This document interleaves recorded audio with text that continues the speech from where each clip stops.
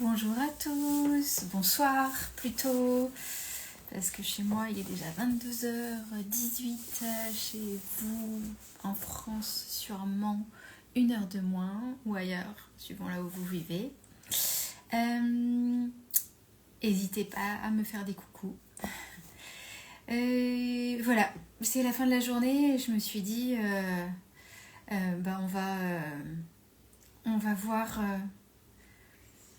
On va se poser quelques minutes et puis on va voir comment terminer la journée, comment arriver à se détendre un peu ce soir. J'ai pris ma petite tisane. Je suis une grande fan de thé et de tisane depuis longtemps, depuis mes 20 ans. On va pas compter le nombre des années. Et celle-là, elle est délicieuse. Alors, c'est pas du tout un live pour faire de la pub, mais je suis une grande fan du Palais d'été, vous connaissez peut-être, et cette tisane ils me l'ont offert en échantillon juste pour que je teste parce que j'avais acheté plein de trucs chez eux, et juste elle est super parce elle s'appelle Dans ma bulle et elle est à l'ashwagandha qui est une racine pour se détendre, si je me souviens bien, avec du ginseng et aussi un parfum de cacao. Et effectivement, il y a un petit parfum de cacao derrière. Voilà, donc j'ai ma petite tisane qui ce soir est plutôt froide parce qu'il fait très chaud. Il a fait très chaud ici aujourd'hui.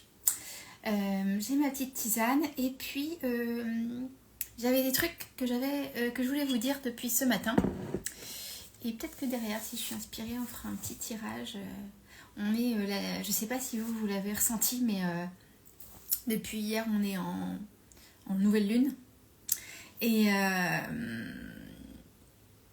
j'ai la chance de très fortement ressentir les nouvelles et les pleines lunes. Et celle-là, j'ai senti toute la journée beaucoup de phénomènes de contraction, expansion, download, téléchargement. Voilà, ça soulève des choses et ça a soulevé des peurs en fait chez moi cette nuit et même quand je me suis réveillée. Et c'est de ça dont je voulais parler parce que ça m'a fait voir un angle de la peur qu'on regarde pas toujours en fait. Et c'est ça que j'ai trouvé intéressant. Je travaille beaucoup en ce moment, comme toujours sur moi-même, mais je travaille beaucoup sur tous les aspects, me connecter à l'illimité, me connecter à l'abondance, voilà, le côté infini de notre nature. Et la peur qui s'est manifestée chez moi sur différents sujets a été la peur... au début, j'ai cru que c'était la peur de la mort, en fait. Et j'ai regardé et en fait c'était pas la peur de la mort, c'était la peur de la finitude. C'est précis, je pensais même pas que ça existait. Et c'était logique en fait parce que plus je me connectais à l'illimité, à la nature infinie de notre nature humaine et surtout divine, à l'abondance, plus mon système en fait, mon corps, mon cœur, tout ça est confronté à l'illimité et du coup il y a cette peur de la finitude qui revient, c'est-à-dire que notre système il est habitué à ce qui est fini, vous voyez, c'est hyper rassurant, les choses elles ont un début, une fin, d'un côté c'est rassurant et de l'autre côté c'est source d'une grande angoisse puisque c'est l'angoisse de la mort qui est perçue comme la fin ultime par nos corps et nos systèmes d'humains en fait. Donc j'ai vu cette peur de la finitude avec tout ce qu'elle a avec, donc la fin des expériences, la fin de l'argent dans ta vie, la fin d'une relation, la fin de plein de choses en fait, la peur de ça, l'espoir de l'infini, mais en même temps cette peur de l'infini en fait qui sont les deux côtés d'une même pièce. Et derrière, en même temps, j'ai vu que cette peur, elle me rassurait quelque part. C'est là où ça devient un peu... C'est dire que c'est compliqué, mais oui. C'est qu'en fait, j'avais ce système, j'ai travaillé dessus après pour essayer de le transformer, en tout cas, que dans un processus de changement, dans quelque chose une montée en vibration, dans un passage à quelque chose d'autre, à une autre dimension, ce qui est vraiment ce dans quoi je suis aujourd'hui. Je sais que je ne suis pas du tout la seule. Il y a la peur nous indique les endroits où il y a des choses qui peuvent coincer, des choses là où il faut faire attention, et c'est super pour ça. Mais aussi, j'avais ce mécanisme de la peur me rassurait sur le chemin pour le changement, comme une étape en fait vers le changement. Il y a l'étape où j'ai peur. Il peut même y avoir plusieurs étapes de différentes peurs pour arriver au changement. Et pourquoi ? Parce que la peur me donne l'impression de contrôler le changement. Et c'est là où la peur devient une zone de confort, ce qui est un peu alambiqué, parce qu'en fait, c'est pas très agréable la peur, hein, qui vous réveille en pleine nuit avec la peur au ventre. Ce genre de choses-là, ça peut prendre des formes diverses et variées. Et là, je me suis dit, ok, bon, on a le process de changement. La peur, elle t'indique des points sur lesquels il faut que tu travailles en conscience. C'est ça qu'elle fait, en fait. Et du coup, comment est-ce que on peut transformer ça de manière à ce que ce soit pas la peur qui soit le lanceur d'alerte, peut-être, parce que c'est ce qu'elle fait en fait, et que la peur ne me sécurise pas, que ce soit pas la peur qui me sécurise sur mon chemin, on va dire d'ascension, d'élévation, de montée en fréquence, whatever, ou tout simplement de changement, hein, dans une vie, ou quand tu es sur un chemin vers lequel tu vas, vers quelque chose qui te tient à cœur en fait. Et là on m'a montré que alors c'est l'autre côté de la pièce, mais la pièce elle est multifacette, hein. Quand je dis pièce, c'est vraiment la pièce ou la boule. Imagine qu'il y a une boule à facettes et il y a une des facettes sur le chemin, c'est la peur, et il y a une autre facette, c'est la facette discernement, discrimination, acuité. Je vois clair. Je suis honnête avec moi-même, je vois clair et j'ai du discernement à chaque étape du changement. Ce qui fait que je maîtrise le changement. Et non pas je cherche à le contrôler. Je ne sais pas si vous voyez bien la différence, mais ça fait quand même une sacrée différence. Parce que le premier vient d'un espace de manque, de survie. Oh là là, j'ai peur, je me crispe, mon système nerveux est en mode survie. Et du coup, je cherche à contrôler.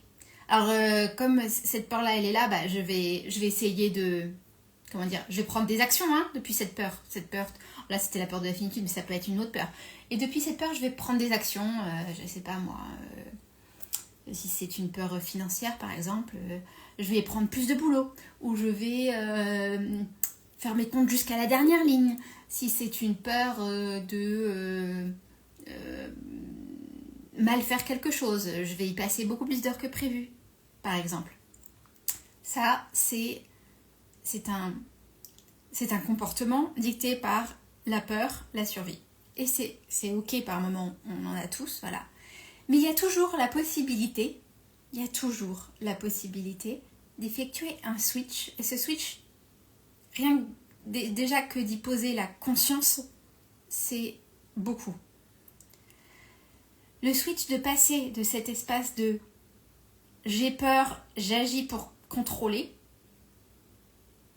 à je suis dans mon discernement, je vois que sur cette route vers laquelle je vais et dont j'ai informé toutes mes parties intérieures de la direction, je vois que là, il y a une partie de moi, une identité de moi qui me montre tel point et tel point, qui me montre que je ne suis pas à l'aise avec des ressources limitées, qui me montre que je ne suis pas à l'aise avec telle chose, qui me montre que j'ai hérité de ma mère tel schéma limitant. Voilà, bref. Et du coup, on sort de cet espace de la peur pour arriver dans un espace plus de discernement en fait. Et là, vous reprenez, je ne vais pas dire le contrôle parce que j'ai dit le contrôle juste avant, mais vous reprenez les rênes en fait. Vous êtes en conscience, du coup vous êtes en responsabilité. Et vous le faites depuis un espace intérieur de on va dire à nouveau de conscience, de maîtrise. Et vous pouvez être dans votre alignement. Vous pouvez voir ce caillou sur la route, mais depuis cet espace de maîtrise. Au moment où je vous en parle, ça fait travailler des choses aussi chez moi. Et voilà. Et c'est vraiment un switch de regard au final sur cette peur qui s'est manifestée. Merci la peur, mais je ne vais pas agir sur cette peur avec un besoin de survie, de contrôle immédiat, mais je vais y apporter du discernement, de la conscience. Ça me rappelle cette carte au tarot, je vais vous tirer des cartes après, mais cette carte au tarot où vous avez le pendu qui a la tête en bas, en fait, il est agrippé puis il a la tête en bas. Et j'adore, c'est une carte que j'adore en fait, parce que pour moi c'est vraiment la carte de je t'invite, qui dit je t'invite à changer de regard, mais pas juste à tourner un petit peu la tête, voir ouh là là, peut-être que la lumière est un peu différente. Non, c'est on change complètement en fait, et on se retrouve à regarder les choses d'une autre manière. La peur présente une certaine clairvoyance parce qu'elle peut nous signaler des choses, c'est vrai. Il y a aussi des moments où la peur peut être aveugle parce qu'elle est enfermée, qu'elle voit qu'une partie des choses.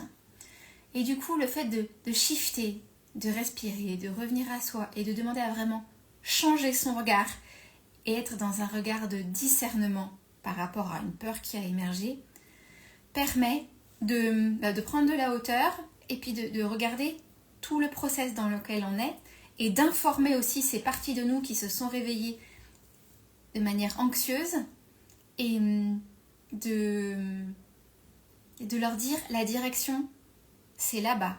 On y va ensemble, on maîtrise ce chemin et on n'a pas besoin de ressentir des formes extrêmes de peur à chaque étape. En fait, je n'ai pas besoin d'avoir peur pour me sentir sécurisée dans le processus de changement. Je répète, tu n'as pas besoin d'éprouver une peur viscérale, de l'anxiété pour être sécurisé dans ton processus de changement. Tu peux demander à ton âme, à ton corps, en respirant pleinement, à activer tes ressources de discernement, de discrimination et d'acuité intérieure pour te signaler les obstacles, les cailloux sur la route du changement. Et tu restes ainsi en pleine conscience et du coup en pleine maîtrise du changement, tout en laissant la place à l'univers de faire ça de la meilleure manière qu'il soit. Maîtriser, la différence, c'est contrôler, c'est vraiment vouloir tout contrôler de A à Z en fait, et être complètement attaché sur le résultat. La maîtrise en fait, dans ce cas-là en particulier, c'est la pleine conscience, c'est la pleine responsabilité pour aller vers le changement que tu désires. Oh. C'est un beau sujet, c'est un gros sujet en fait quand même. Et c'est un sujet qui est lié à cette opportunité de la pleine lune, qui est une opportunité de choix de positionnement. Depuis où je regarde la vie, en fait. Est-ce que je la regarde de ce côté du verre ou de l'autre côté du verre? Bon, là, ils sont un peu pareils, mais vous voyez ce que je veux dire?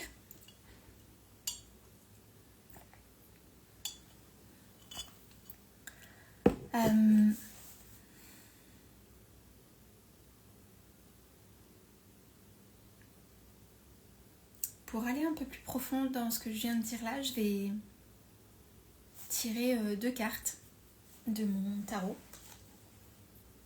Je crois que je l'avais déjà montré il y a quelques mois de ça. Voilà, c'est mon tarot. Quand je dis mon tarot, c'est parce que il reprend la structure du tarot. Mais c'est une réadaptation à ma sauce, en fait. Ça fait 4 ans que j'ai créé ces cartes. Elles ne sont pas commercialisées, un jour sûrement. Voilà. Mais on y retrouve toute la structure du tarot. Et donc chacune des cartes, alors par exemple, au hasard, celle-ci, c'est le 10 de bâton. Et moi, je l'ai surtitré s'alléger, allégé. Donc voilà, bon, avec, évidemment, c'est dans l'autre sens, mais ça vous donne une idée et ce sont des photos. Donc, je vais tirer 2 cartes pour aller plus profond dans... pour moi, les nouvelles lunes et les pleines lunes, c'est surtout comme des portails énergétiques, des invitations de l'univers, en fait. Et vous pouvez y répondre ou pas, vous avez le choix. Si vous avez des réactions fortes, c'est que votre système globalement est assez connecté et veut en fait prendre les invitations. Néanmoins, vous gardez votre libre arbitre par rapport à ça. Alors, le tirage.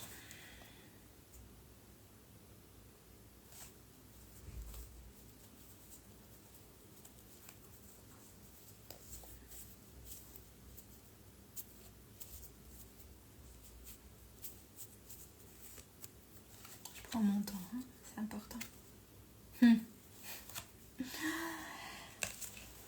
La première carte, et pas des moindres, est-ce que oui, vous voyez au moins le visuel. Voilà. Cette première carte, c'est la carte de la vérité. C'est la carte de la reine d'épée.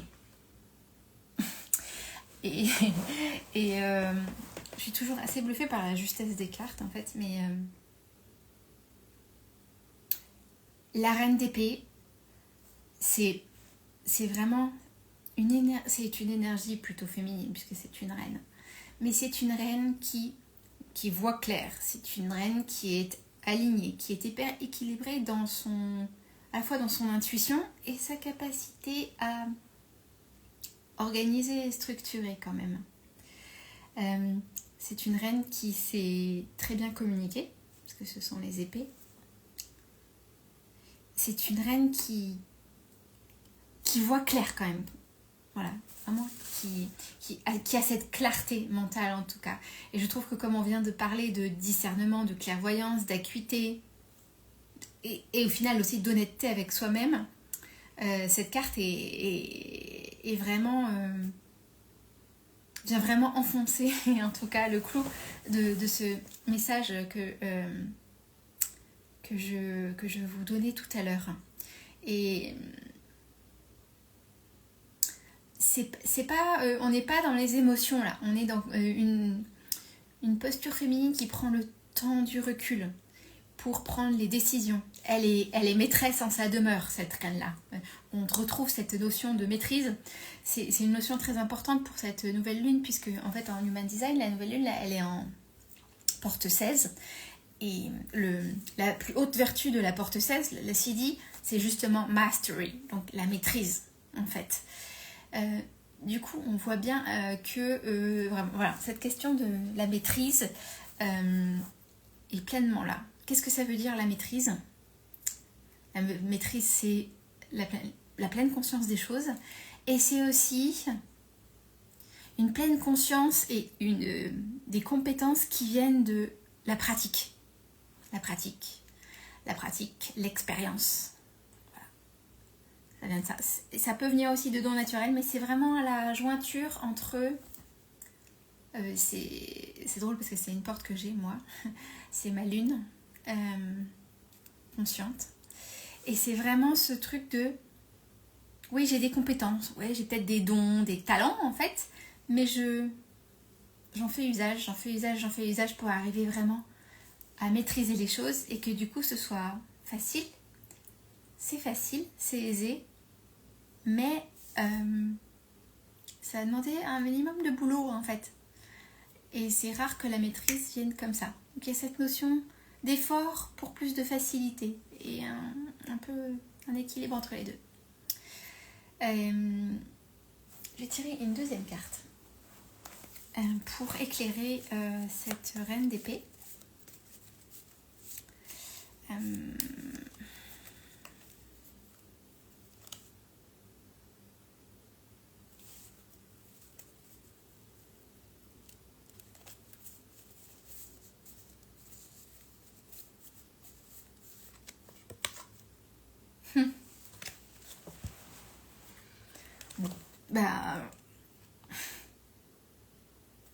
C'est la carte de l'intégrité. On est dans les mêmes eaux, hein. Ça change pas beaucoup. Donc c'est la carte de l'intégrité. C'est le 7 de bâton. Ce qui est intéressant avec cette carte, c'est que dans l'intégrité, il y a à la fois, notamment en français, il y a cette notion de vérité, d'honnêteté avec soi-même. Et il y a aussi cette notion d'intégrité au sens, j'ai mon intégrité, par exemple, mon intégrité physique. Je suis complète. Je suis un. Je ressens mon unité. D'ailleurs, cette femme sur cette photo, vous voyez, elle est... D'un côté, elle est dénudée, de l'autre côté, elle est habillée, mais elle ne fait qu'un. Elle est dans son intégrité. À la fois les espaces où elle veut laisser paraître des choses et des espaces où elle ne veut rien laisser paraître. Et c'est son libre arbitre. Ce qui est intéressant, c'est que cette carte de l'intégrité, c'est le 7 de bâton. Et le 7 de bâton, c'est le bâton. Donc on est passé des épées au bâton. Et entre les épées et le bâton, qu'est-ce qui se passe? C'est qu'on passe du domaine du mental au domaine de l'action. Le bâton, c'est le feu. Alors ça peut être l'action, mais ça peut être aussi tout simplement le feu intérieur. Et cette vérité que l'on a dans le cœur et que l'on a dans la tête, comment on la transforme à l'intérieur pour venir nourrir cet alignement et cette intégrité. Et les deux se complètent très bien. Bon, allez, une petite dernière pour la route. Une petite dernière carte pour la route. Pour cette pleine lune.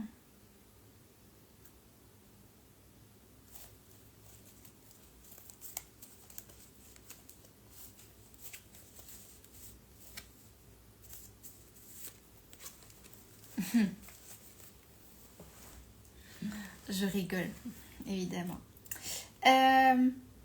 La dernière carte. Oui, alors c'est pas une carte de tarot, c'est une carte que j'ai inventée en plus. Voilà. Elle s'appelle Aïe pour amour inconditionnel et c'est la carte du créateur. Alors sur la veste du monsieur qui est en train de faire le tag en forme de cœur, il y a marqué The future will be different. Le futur sera différent. Et c'est drôle parce que c'est quelque chose que je sentais venir sur les deux premières cartes en fait. En fait, la vérité, l'intégrité, ce n'est rien s'il n'y a pas le fuel en fait, qui vient nourrir tout ça, qui vient réaligner tout ça, qui vient donner vie en fait à tout ça, qui est l'amour inconditionnel du créateur, que vous pouvez aussi appeler l'amour universel, Caritas, la force de vie en fait, la sève, ce qui circule en nous, ce qui fait que nous sommes vivants dans des corps et spirituellement. Et cette intégrité et ce shift dont je parlais tout à l'heure, en fait, ce shift de regard aussi pour être dans sa vérité et dans son intégrité, ce shift, il provient d'un espace toujours plus profond d'amour de soi. Il n'y a que comme ça. D'amour de soi qui fait partie de l'amour inconditionnel. Mais c'est cette part qui a peur, je reviens à la peur du début, cette peur que j'avais que tout ça, que les choses se finissent, de la finitude et qu'elles ne soient pas illimitées. Cette peur-là, comment est-ce que je lui apporte l'amour illimité justement du Créateur pour qu'elle se rende compte et qu'elle puisse changer de regard et discerner, appréhender l'illimité. C'est ce type de shift, de changement de regard avec tout le changement vibratoire qu'il y a en dessous. J'ai parlé de regard, mais c'est pas du tout que ça. Qui reprogramme complètement et qui réinforme en fait les différentes parties de vous que je fais en séance avec, on peut pas dire clients, avec les personnes qui viennent me consulter. Et c'est un shift qui est profond, permanent, quasi instantané et qui pourtant est doux.